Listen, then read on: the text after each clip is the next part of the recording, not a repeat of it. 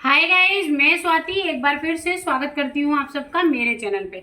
आज मैं आपके लिए लेके आई हूँ जो अभी ट्रेंड में चल रहा है, लेडीज पैंट। कुर्ती के नीचे जो पैंटें पहनी जाती है वो लेके आई हूँ। बहुत ही इजी मेथड है कभी, लेकिन मैंने क्या किया है, पहले मैंने सारे मार्क करके रखे हैं आपको अच्छे से क्लियर हो सके, इसलिए हमने मार्क करके रखी हूँ। इसके देखिए 2-3 कारण होते हैं। तो जैसे मैंने ब्लाउज का आप लोगों को पॉइंट वाइज बताया था, आप लोगों ने वो वीडियो बहुत ज्यादा पसंद किया था और आई होप सो सबको समझ में भी बहुत सारे लोगों को आ भी गया था।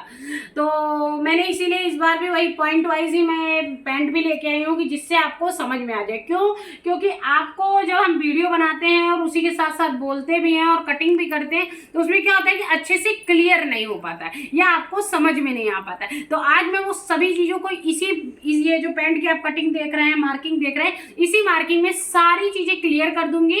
और अगर आपको कोई क्वेश्चन हो तो आप वीडियो में कमेंट करिएगा, डेफिनेटली मैं उस क्वेश्चन का आंसर जरूर दूंगी। तो चलिए शुरू करते हैं आज का वीडियो।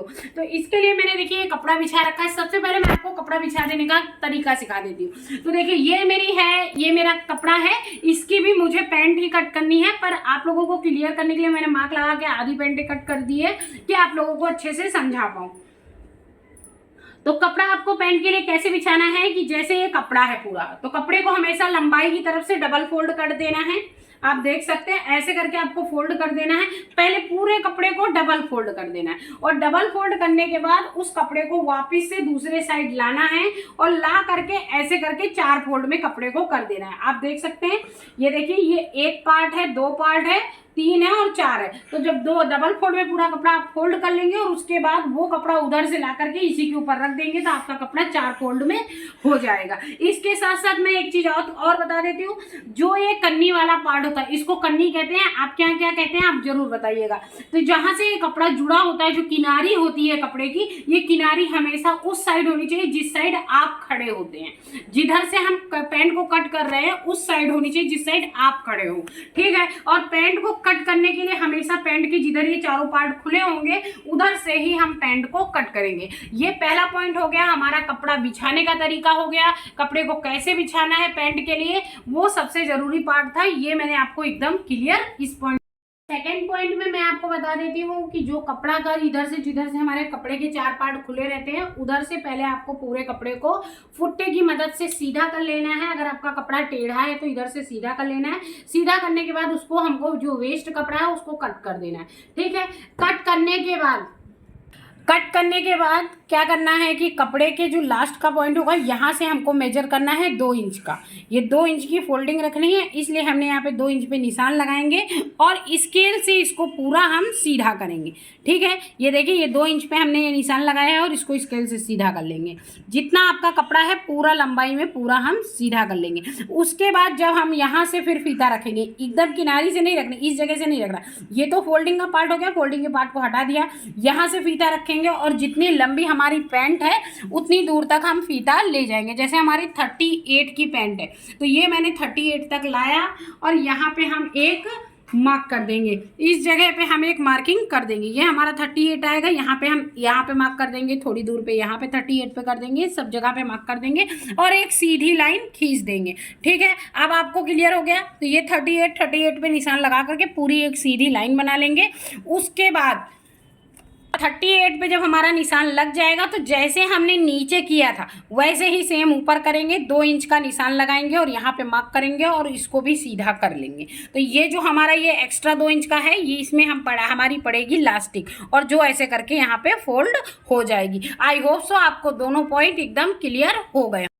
पॉइंट मैं आपको बताना चाहती हूँ कि हम आसन किस हिसाब से रखते हैं। ये जो आप आसन का पार्ट देख रहे हैं इसको हमको कैसे रखना है। तो सबसे पहले हमको जिसकी भी हम पैंट सिल रहे हैं उसका थाई का माप लेना है। थाई का माप कैसे लेना है मैं आपको बता देती हूँ। मेरी बेटी है जिसका मैं केवल थाई का माप लेना है आपको सिखा रही हूँ। आप जिसकी भी पैंट बना रहे हो उसका थाई का माप ले सकते हो या फिर पैंट को रख कर के भी आप पैंट कट कर सकते हो, उसका वीडियो मैं आपको अलग बता दूंगी। तो थाई के माप के लिए आपको क्या करना है, बीच में फीता डालना है और यहाँ से ले जाके आपको ये थाई का माप लेना है। तो जैसे इसकी क्या है 14.5 है, 14.5 है। इसी तरह जिसकी भी हमको थाई का माप लेना है इस तरह हमको थाई का माप लेना है। बीच में फीते को डालना है, ऊपर एकदम लाना है और ला करके ऐसे करके हमको थाई का माप लेना है। समझ गए आप?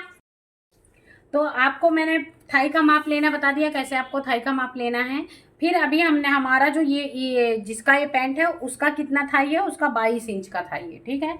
एक्चुअली 21.5 है, लेकिन हम 22 मान के चलते हैं। तो 22 इंच का इसका थाई है। तो 22 का आधा कितना होता है, 11, ठीक है। 11 दूनी 22 होता है, तो 22 का आधा कितना होता है, 11। अब 11 में 2 इंच हम और प्लस करेंगे, तो ये कितना हो जाएगा, 13। तो यहाँ से हम आपका जो भी थाई का माप है उसमें आपको 2 इंच प्लस करना है। बहुत ज़्यादा पतला आदमी है तो आप 1.5 इंच भी प्लस कर सकते हो। तो जैसे ये यहाँ आया तो ये हो गया 13, ठीक है। और ये जिसकी भी पैंट है उसकी हाइट भी कम है, इसलिए भी। तो अभी हमने यहाँ पे क्या लिया है, ये आ गया 13। 13 के बाद आपको ये यहाँ से यहाँ पे हमने रखा, यहाँ पे आपको 13 पे निशान लगा देना है। फुट्टे की मदद से आपको इसको सीधा कर देना है। सीधा करने के बाद यहाँ से आपको 2 इंच का निशान लगाना है। आप इस जगह पे 2 इंच का भी निशान लगा सकते हो और 1.5 इंच का भी निशान लगा सकते हो। वो आदमी के पतले और मोटे पे है। अगर ज़्यादा पतला है तो आप 1.5 इंच पे भी लगा दोगे तो चलेगा। अगर ज़्यादा मोटा है तो 2 इंच पे ही लगाइएगा। उसके बाद क्या करना है, उसके बाद आपको यहाँ से जो हम निशान लगाते हैं इसी जगह पे आप चाहो तो यहाँ पे 1 इंच की निशान लगा करके उसके बाद ऊपर से आप ऐसे करके ये कर्व दे सकते हो। और अगर आपको आता है तो आप इजीली सेट पट्टी से भी ये कर्व दे दीजिएगा। तो ये हो जाएगा हमारा ऊपर का आसन का पार्ट। क्लियर हो गया है। अब मैं आपको बताती हूँ 4th पॉइंट।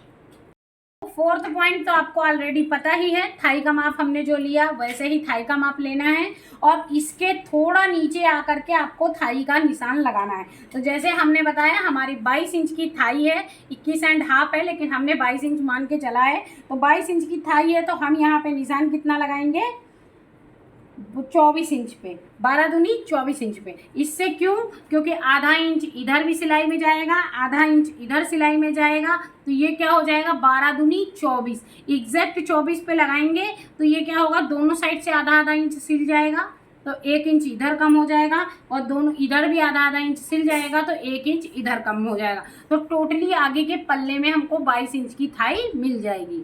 22 है, 12 दूनी 24 है, 2 इंच एक्स्ट्रा है, तो आधा आधा इंच इधर जब दबता है आधा इंच इधर दबेगा, तो एग्जैक्टली हमको वही पॉइंट मिल जाएगा। आपको ये चारों पार्ट क्लियर कर दिए हैं। अब वहीं से हम फिर नीचे आते हैं। नीचे आएंगे, 5th पॉइंट मैं आपको यहीं पे क्लियर कर देती हूँ। जैसे हमने यहाँ पे आसन का नाप लगाया था, मैं एक बार आपको फिर से ऊपर ले जाती हूँ। यहाँ पे हमने क्या किया था, ये 12 इंच पे आसन का माप लगाया था, आपने ये देखा था ना। तो अब हम नीचे फिर आते हैं। तो नीचे आकर के आप यहाँ से हम फिर 12 इंच का ही निशान लगाते हैं। मैंने इसको कट कर दिया है पैंट, क्यों, क्योंकि आपको ईजिली बता सकूँ। तो आप भी यहाँ पे 12 इंच का पहले सीधा निशान लगा लीजिएगा। वहाँ से अब आपको नीचे आना है, जहाँ पे हमने ये मार्जिन का कपड़ा छोड़ा था, ये छोड़ा था ना कपड़ा, तो ये मार्जिन का कपड़ा हमने जो पीछे फोल्ड करने के लिए छोड़ा था, यहाँ से ये फोड़ने का कपड़ा हो गया। सपोज दैट है, आप सोच लीजिए कि मैंने क्योंकि क्या कट कर दिया, क्योंकि मैं आपको इजीली एक्सप्लेन कर सकूँ। क्योंकि क्या है, जब हम एक्सप्लेन करते हैं ना तो उसमें क्या होता है, ऐसा ना हो कि कहीं एक्सप्लेन करने के चक्कर में मेरे कस्टमर का कपड़ा गलत कट जाए, इसलिए मैंने पहले थोड़ा सा कट कर लिया है, उसके बाद आपको एक्सप्लेन करूँ तो आपको भी समझ में आएगा और मेरा भी नुकसान नहीं होता है। तो यहाँ पे आप मान लीजिए ये मेरा 12 इंच का मैंने आपको निशान लगा के दिखाया है, ठीक है। यहाँ पे ये कपड़े का 12 इंच का निशान होता है, ये आ गई आपकी एक्स्ट्रा फोल्ड करने की पट्टी, ठीक है। अब यहाँ से जो 12 इंच पे हम पूरा निशान लगाते हैं ना, तो अब हमको यहाँ पे 12 का सेंटर पॉइंट होता है 6, मतलब 12 का आधा होता है 6, तो ये हमारा 6 का पॉइंट हो गया। अब ये 6 का जो पॉइंट है यहाँ पे आकर के अब हमने हमारी मोहरी की जो गोलाई है वो कितनी है, वो भी 6 इंच है। तो जो हमने इस 6 इंच का सेंटर का पॉइंट लगाया था यहाँ पे रखेंगे 3, ठीक है। तो 3 इंच ये हो गया और 3 इंच ये हो गया, 6 इंच। तो अभी ये दोनों साइड से हमको मोहरी का निशान मिल गया। तो ये हमारी एग्जैक्ट मोहरी कितनी हो गई, 6 इंच की। अब आधा इंच इधर कपड़ा रखेंगे सिलने के लिए और आधा इंच इधर कपड़ा रखेंगे सिलने के लिए। दोनों साइड से मार्जिंग, सिलाई की भी तो मार्जिंग जाएगी ना, तो वो हो गई, ठीक है। अभी हमारी पैंट के जो निशान है वो पूरे निशान लग चुके हैं आगे के पार्ट के, ठीक है। अब आपको क्या करना है, ये जो 6 इंच का हमने निशान लगाया है ये रख दिया यहाँ पे 6.5 आधा इंच मार्जिन को छोड़ते हुए, और उसके बाद जो ये हमारा इधर का एक्स्ट्रा कपड़ा बचता है वो उसका कर्व कहाँ तक आएगा, जहाँ तक हमारी थाई है। तो ये हमारा थाई का निशान था, मैंने आपको पहले ही बताया था, ये हमारा थाई का निशान है। यहाँ से हल्का हल्का शेप देते हुए जो हमने मार्जिन का ये कपड़ा रखा था, ये मार्जिन के कपड़े में जाके मिला देना है। समझ गए आप इजीली क्लियर देख लीजिए। यहाँ जहाँ हमारा ये थाई का निशान है, जहाँ से हमने अपनी थाई का निशान लगाया था, यहाँ से हल्का हल्का हमको निशान से आड़ा मतलब हल्का कर्व में करते हुए इसको जा करके जो हमारी मार्जिन का निशान है वहाँ पे ले जाके हमको मिला देना है।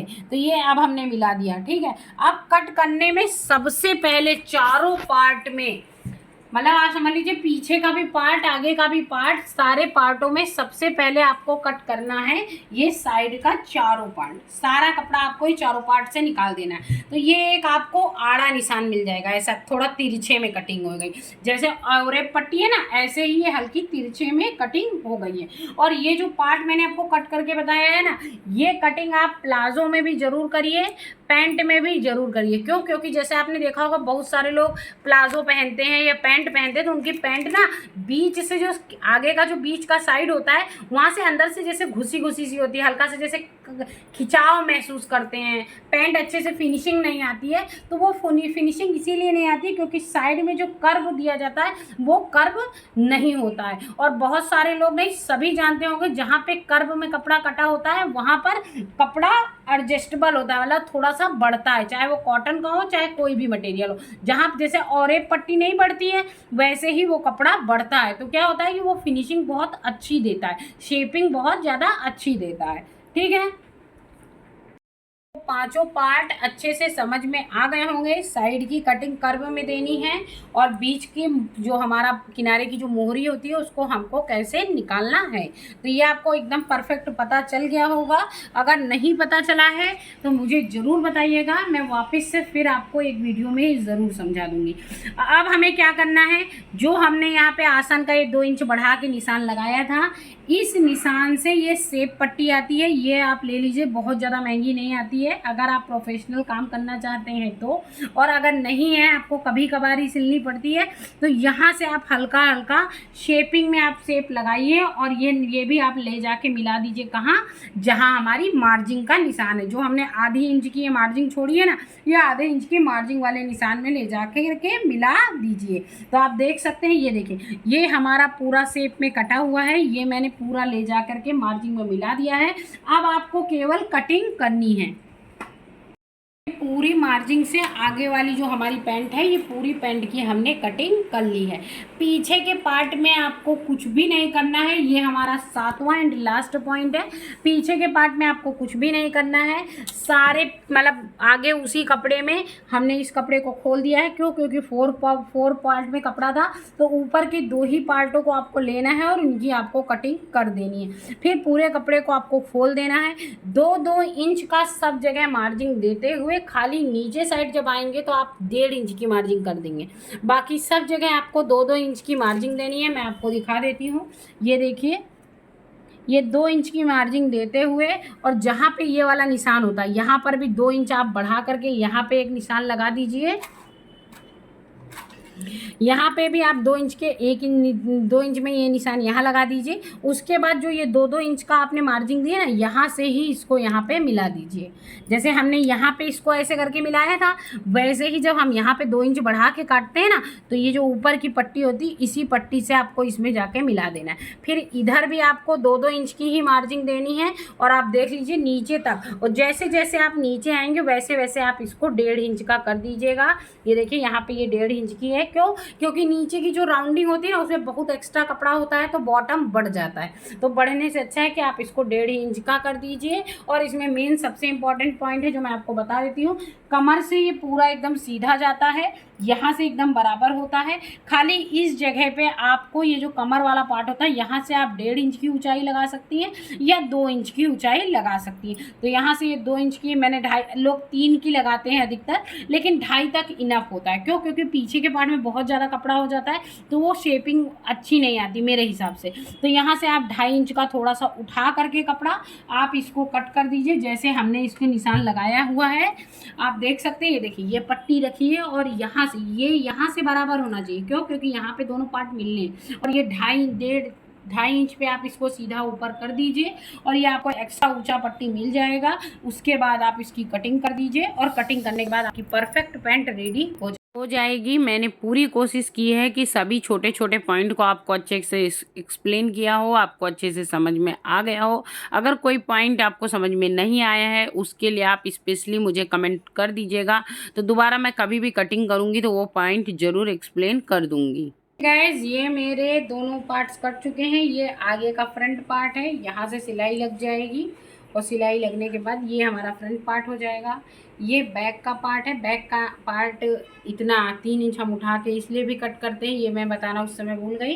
ये 3 इंच उठा के हम लोग इसलिए कट करते हैं क्योंकि जब हम बैठते हैं तो बैठते समय हमारी पैंट जो है वो नीचे ना आए। तो ये 2 इंच 1.5 इंच या मतलब थोड़ा आगे वाले पार्ट से 1.5 इंच 2 इंच और बहुत सारे लोग 3 इंच बड़ा इसीलिए कट करते हैं कि जब हम बैठे तो पैंट नीचे ना आए। साइड की कटिंग करना बहुत ज़्यादा ज़रूरी है क्योंकि क्या है कि इससे ही हमारी पैंट अंदर से जो है हर चीज़ से खिंचाव सा लगता है ना, बीचों बीच में जो हम पैंट पहनते हैं तो वो सारे खिंचाव ना। छोटे छोटे सारे पॉइंट मैंने आई होप सो क्लियर कर दिए हैं और आपको पसंद भी आए होंगे गाइस। तो फिर मिलेंगे गाइस एक नए वीडियो के साथ, तब तक के लिए बाय बाय, जय श्री कृष्ण।